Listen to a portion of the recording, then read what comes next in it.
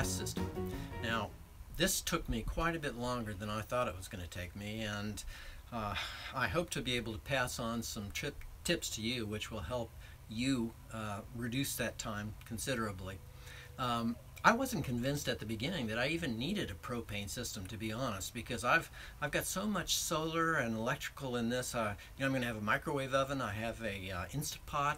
I could easily put in an induction hot plate if I wanted to. I'm not even sure that I need propane for my cooking system. However, I also have a heater, which is a pretty fancy Propex HS2000 heater. It cost me about 800 bucks. Which is really top of the line, and that requires propane, obviously. So I need a system to use if I want to ever camp out in cold weather. And one of my objectives in this whole van building experience is to be able to go to places where people don't normally go. And in other words, people go to warm climates when it's cold. They go to cold climates when it's warm. Well, I would like to be able to camp in those places where there's a shoulder season. In other words, it might be really cold at night but nice and warm during the day. So I want my heater to work, and I want it to work well. And that's the reason why I'm continuing to install this gas system, plus the fact that I've got everything torn apart now. This is the easiest time, the best time to put in the gas system. I already bought a considerable number of gas type parts, and so I'm continuing on. Rather than just not have a gas system at all, I'm going to install a full system, and I think I'll be glad that I did. But it was a lot more work than I thought, and also more expense than I thought. These gas fittings, for example, are not cheap. Anyway, I hope you enjoy the video. So in this gas system, there are three basic pieces of equipment that we have to account for.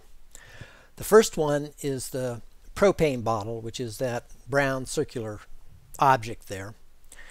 The second one is the heater, which is the red object. And the last one is my gas stove, all right, the turquoise object up above. And the stove sits on top of the kitchen cabinet rack.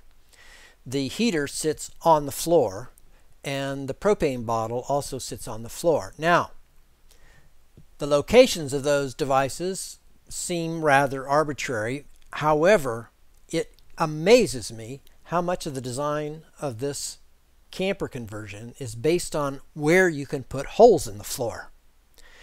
So, for example, the propane bottle needs to be put in a locker box. A locker box is essentially an enclosure which will contain any leaking propane gas. Now, the propane gas is heavier than air, so it will sink to the bottom of the floor. But there has to be a hole there that it can escape the floor, all right, the venting hole. And unfortunately, this location for the propane bottle is underneath the bed. Okay, so it's the most convenient location, and I sized the bottle so that it would fit underneath the bed. It's a 1.5 gallon, or about a 5-pound tank. All right, it's about 12 inches high, and it fits just underneath the bed. Now, the problem is, of course, that I can't put a hole anywhere near that location, because if I drill a hole in the floor underneath that propane bottle, it goes right down into the catalytic converter of the vans. So that's one problem I have to deal with. The other problem I have to deal with is that the heater requires two holes in the floor that represent the intake of combustion air and the output of combustion air. And that heater has to be in the floor, and there has to be an inch clearance around that heater to any combustible material. So the fact that I want to be able to take my kitchen and pull it outside the van when I want to means that that heater has to be low enough that my kitchen counter will basically slide over it. Okay, so that's one consideration. That heater is located there because that is the easiest place for me to locate the heater based on access to the holes that it requires in the floor. All right. Now, as far as the stove is concerned, that stove is going to be connected to the gas system via a flexible hose, all right, a long flexible hose, so that it can be moved around the cabin. So those are the constraints that I have to deal with. And the first one that we'll take a look at is the propane bottle. Okay, so the propane bottle is located centered on that aluminum strip there, and that aluminum strip is tied to the anchor points of the van. All right, so that's a secure place in order to locate my propane bottle. And I can put clips around the propane bottle so that it stays in place and doesn't move around. All right, but as I said, the problem is that there is no access to a hole anywhere near that propane bottle. So basically I have to offset the hole over to the left at the left edge of that marked area there. Drill a hole in the floor there because that goes down into the spare tire wheel well. All right, so that's a good place to put a hole. But then I have to create a little channel across there to the locker box. All right, so that channel is going to be cut through the insulation that you see there, and then the flooring goes on top of that, and then I need to waterproof that channel because there's going to be condensation coming out of the regulator. So let me say a few words about the regulator. All right, you need a regulator because you need to knock the pressure down from the about 15 psi or pounds per square inch pressure on the bottle side of the regulator to about half a pound of pressure, half a psi, or the equivalent of 11 or 12 water column inches, which is the kind of pressure that most gas appliances, gas stoves and heaters, etc. require. So you have to knock that pressure down. You need a regulator for your whole system. The vertical regulators have a vent hole in the bottom of the regulator, as shown on the right there, through which water will pass. And the horizontal regulators have a vent hole which is vented in the opposite direction. All right. So this one, it's going to be mounted vertically, and the water is going to, any condensation is going to flow down through that hole, and then it's got to flow across the channel on the left to the hole on the left side of that marked section. So I cut a little section of the insulation out, and then I lined it with my tape, waterproof tape, and pressed it down and drilled a hole over on the left side. And I put some screen in there to keep the bugs out, and then my copper tubing will extend across there and across the floor of the van over towards the heater and the stove. Okay. Now this is a look at the inside of the locker box. I have the connection there capped off, so just ignore that for the time being. But on the bottom of this locker box is a piece of aluminum sheet metal, and then I've got 1/8 inch L-clips in 4 locations around the periphery of the tank. And on 3 of those, the tank just pushes up against them. On the 4th one, I have a set screw there that I can use to actually put pressure against the tank to fix it inside the locker box. Now, one of the important things to understand about this locker box is that it is not intended to provide structural strength. In other words, it is not intended to contain the propane tank in case there's some kind of a bump or whatever. In fact, this is made out of 1/2 inch foam board insulation, and then all of the seams are taped up with furnace tape, okay, to make a airproof enclosure. all right, except for the channel. And the propane that leaks will, enter into that channel along with any condensate from the regulator, and it will flow across the channel into the hole in the bottom of the van. So the locker box consists of foam board on 4 sides.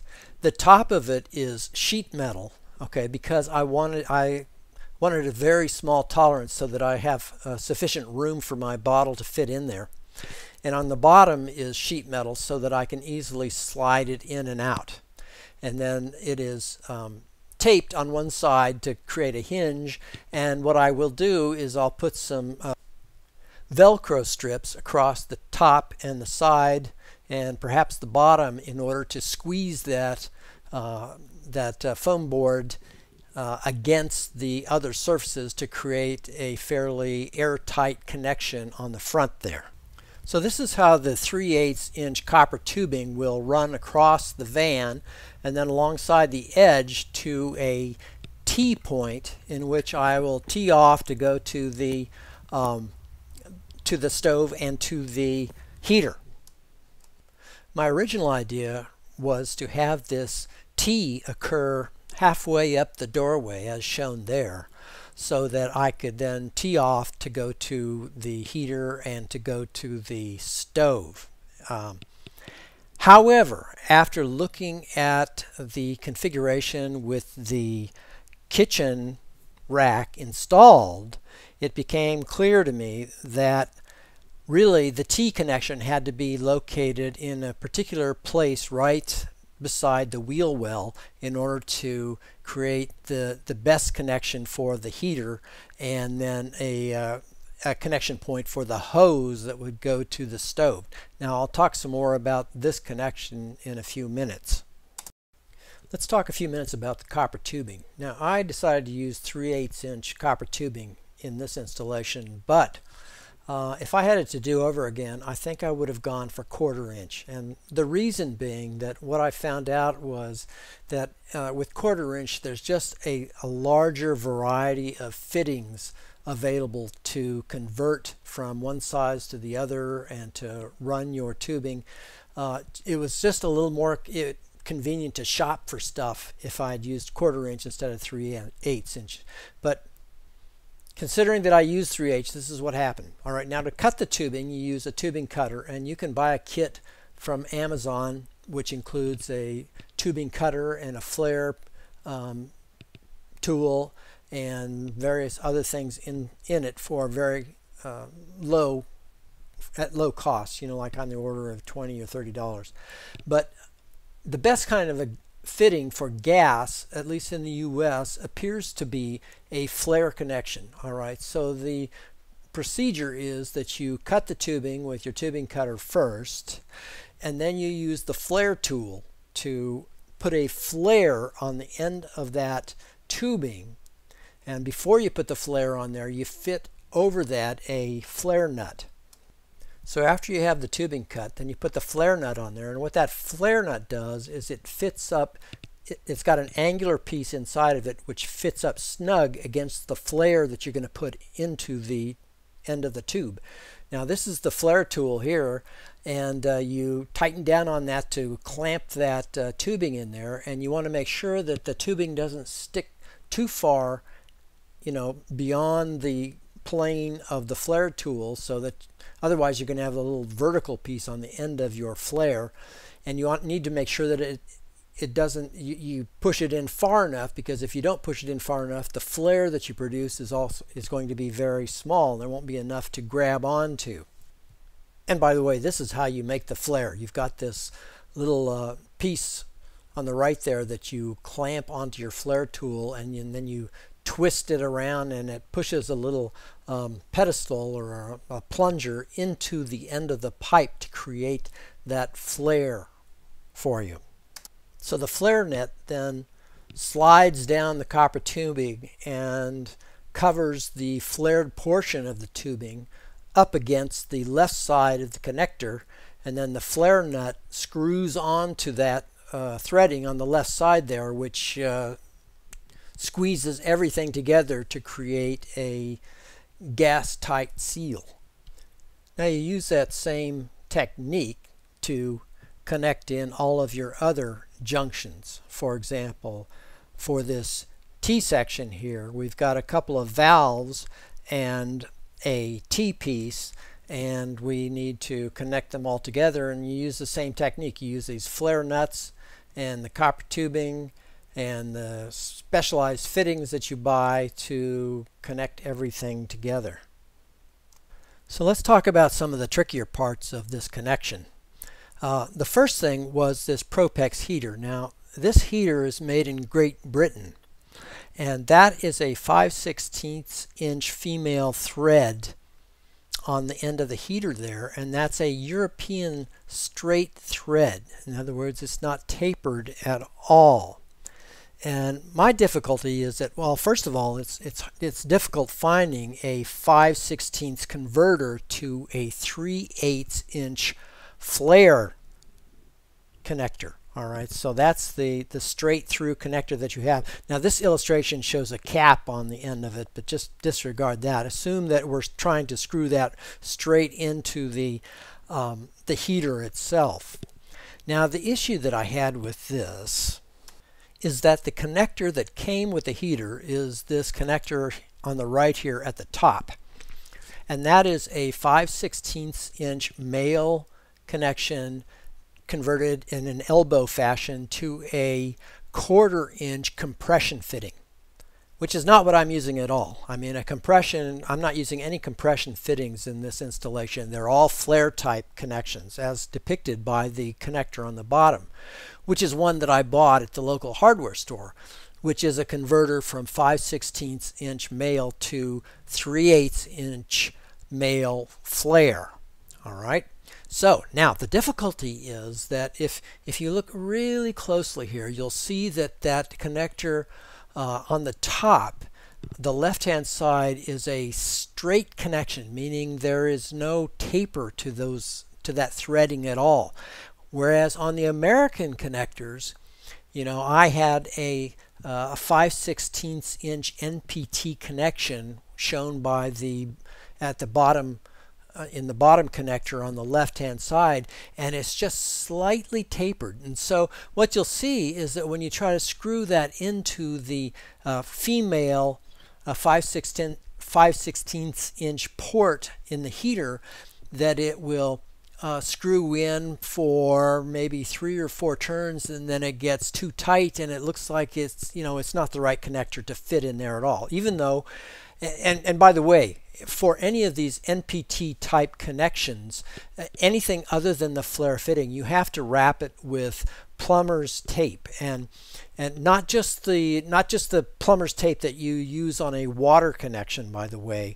That's the white tape, but you have to get the yellow tape, which is the gas tape. All right, so you tape that up good, and then you can screw that in there. So it took me a while to figure out that I could use that tapered connection screwed into my heater with no penalty. But it's not easy finding these 5/16 inch to 3/8 inch flare connectors, and sometimes I had to search quite a bit. Now the other complication was on the stove end. On the stove end, you've got I had a Coleman camp stove. This is a 1540, I believe, regulator. And they cost about $15. But what they allow you to do is to you screw the one end into the stove, the smaller end there, and then the other end you can screw into these one pound bottles.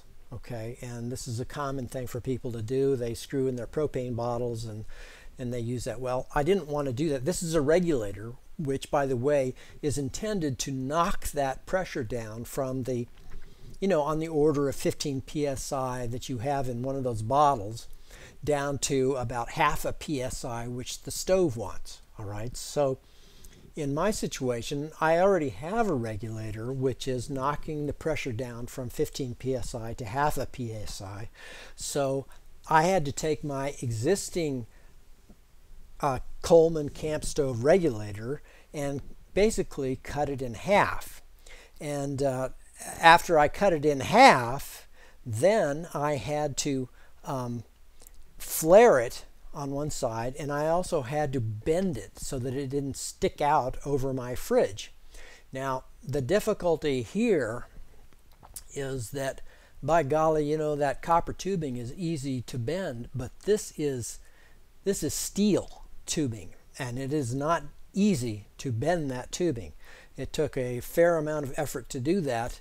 I finally was able to do it, and I had to buy that tubing is 5/16 inch, so I had to find a 5/16 inch flare nut, and then I had to flare that steel to a 5/16 inch flare.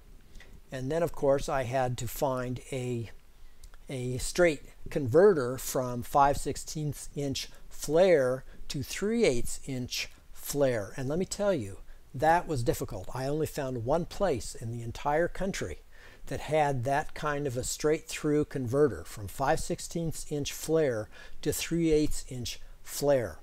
And it cost, I mean, the connector cost, you know, $3 or $4, and then it costs about $9 to ship it. All right, but I didn't have any choice. I had to buy that in order to make that connection. Okay, let's talk about testing.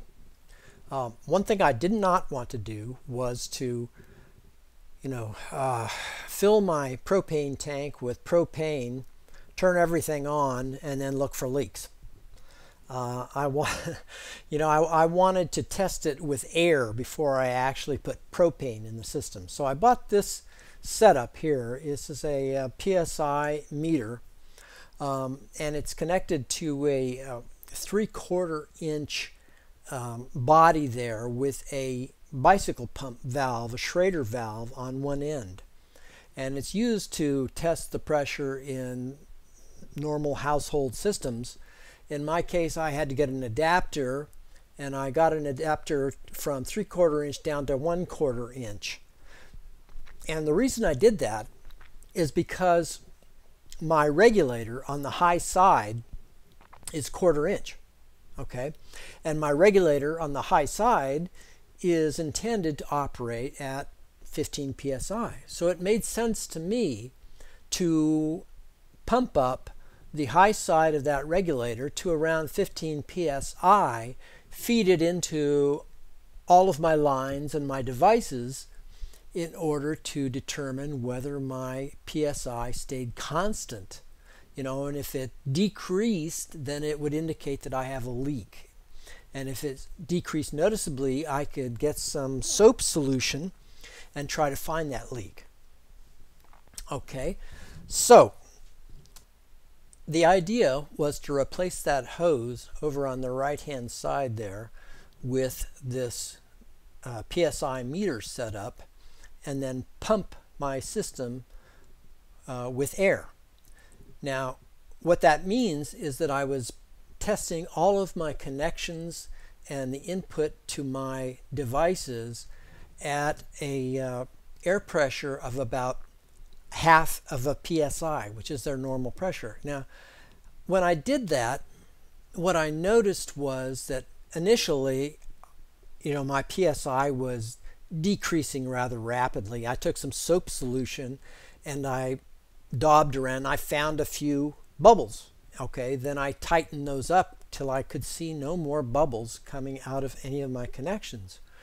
The problem was that my psi kept decreasing at the rate of about 1 psi per hour, and I couldn't find any more leaks in my system, and it was driving me crazy. All right, so the first thing that I did was to buy some regular soap solution. I was thinking that, you know, some commercial leak testing solution, because my thought was that, you know, I just didn't put my soap solution together correctly, so I wasn't able to see anything. So it took me a few days and I bought that soap solution, and then I went in and I tested all of my connections with the soap solution, and it was the same thing was happening. And I thought, well, maybe I'm not seeing the leaks in here because I'm testing at such a low pressure. So then I capped the line at the propane tank end. I capped the line at the heater appliance end, and I fed high pressure air into the stove end. Okay, so now I'm pressuring all of this line at a PSI of on the order of 6 PSI or something. Now, to be sure, you need to use caps here. You can't put that high pressure 6 PSI into the actual devices. In other words, I couldn't feed my stove or my propane heater with 6 PSI or I might damage those devices. All right, so I'm just testing the lines here. So I capped everything and then I pumped my lines up to about, actually I pumped them up to about 8 PSI, I guess. And then I watched, and then I used my soap solution or my bubble solution, I guess, to look for leaks. I still couldn't find any leaks, but I was still getting about a 1 PSI per hour decrease in my meter. All right, so then I capped the meter itself, and what I discovered when I replaced this hose on the left with a cap, a 1/4 inch cap, and then I pumped up the meter itself, what I discovered was that it was actually my meter that was leaking, okay, and it wasn't my line. So then I went in and I replaced all of the connections there with the yellow tape. See, that yellow tape, none of that yellow tape was there originally. It was the factory for the gauge part and for the Schrader valve part. It was the factory connection, but I loosened those and I replaced those connections with the taped joints there.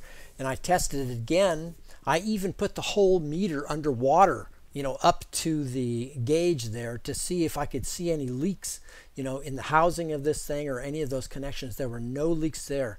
And so what I concluded there was that it was actually my meter that is faulty. And this was not an expensive meter. I mean, this is, like on the order of 20 bucks or something for this setup to test this PSI. But what I discovered was I couldn't rely on that meter to give me a leak-proof reading, over 24 hours. And, actually this provided some general conclusions for my whole gas setup. And those are that, it really seems that no matter what you do, if you consider the fact that you're going to be traveling over rough roads and all of this equipment is going to be jostled around all the time, I think you're going to need to expect leaks. And so the lesson is that do not leave any propane gas in your lines. In other words, if you use your heater, if you use your stove, when you're done using them, turn off the supply at the propane bottle, exhaust all of that propane out of your line, and then you can feel safe that you're not going to get gassed. But if you leave your propane bottle on and you leave your lines charged with propane and then you drive off, you're just asking for trouble. All right, so the lesson is that, I would like to be able to leave my heater on overnight while I slept, although I've been told it's a fairly noisy heater anyway. So what that tells me is that I may not be able to do that, at least not until I have confidence that this thing is behaving the way it should behave and that I don't have leaks. It's another good reason not to have propane in your vehicle. If I didn't have the heater, I may have just jettisoned this whole propane system. But anyway, here's what the system looks like, all hooked up. And I might add that when I was done, I do have a carbon monoxide / propane detector that I'm going to mount right down near where most of my connections are. Hopefully that will give me peace of mind that if I do have a leak, then I will at least be able to know that it is happening.